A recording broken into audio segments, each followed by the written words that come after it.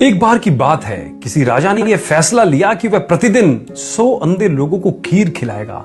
एक दिन खीर खिलाने वाले दूध में सांप ने मुंह डाला और दूध में विष डाल दी। जहरीली खीर को खाकर 100 के 100 अंधे व्यक्ति मर गए। राजा बहुत परेशान हुआ कि मुझे 100 आदमियों की हत्या का पाप लगेगा। राजा परेशानी की हालत में अपने राज्य को छोड़कर जंगलों में भक्ति करने के लिए चल पड़ा ताकि इस पाप की माफी मिल सके।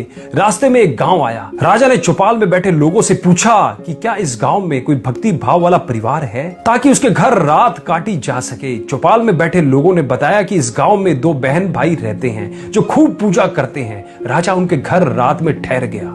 सुबह जब राजा उठा तो लड़की पूजा पर बैठी हुई थी। इससे पहले लड़की का रूटीन था कि वह दिन निकलने से पहले ही पूजा के लिए उठ जाती थी और नाश्ता तैयार करती थी, लेकिन उस दिन वह लड़की बहुत देर तक पूजा पर बैठी रही। जब लड़की उठी तो उसके भाई ने कहा कि बहन, तू इतनी देर से उठी है, अपने घर मुसाफिर आया हुआ है और उसे नाश्ता करके दूर भी जाना है। लड़की ने जवाब दिया कि भैया, ऊपर एक मामला उलझा हुआ था। धर्मराज को किसी उलझन भरी स्थिति पर कोई फैसला लेना था और मैं वह फैसला सुनने के लिए रुक गई थी, इसलिए देर तक ध्यान करती रही। उसके भाई ने पूछा, ऐसी क्या बात थी? तो लड़की ने बताया कि फला राज्य का राजा अंधे व्यक्तियों को खीर खिलाया करता था, लेकिन सांप के दूध में विष डालने से 100 अंधे व्यक्ति मर गए।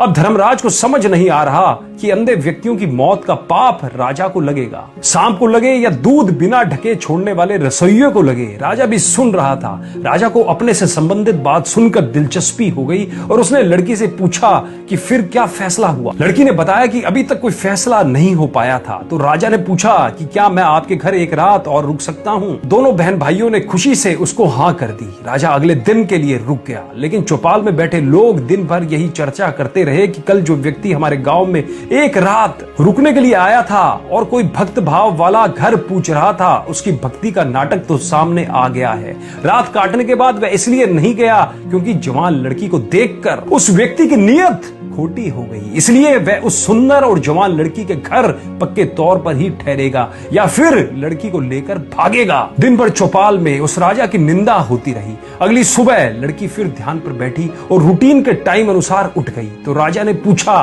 बेटी, अंधे व्यक्तियों की हत्या का पाप किसको लगेगा?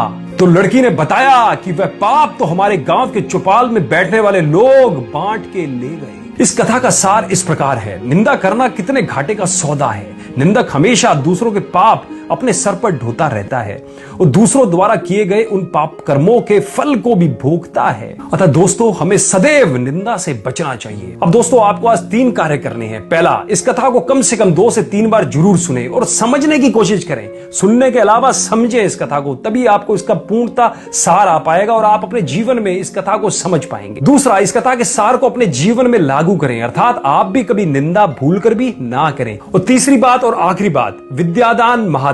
इस वीडियो को कम से कम अपने 10 दोस्तों में या रिश्तेदारों में शेयर जरूर करें, जिससे यदि वो भी निंदा करते हैं तो वो भी इस आदत से बच पाएं और इस आदत को दूर कर पाएं। धन्यवाद।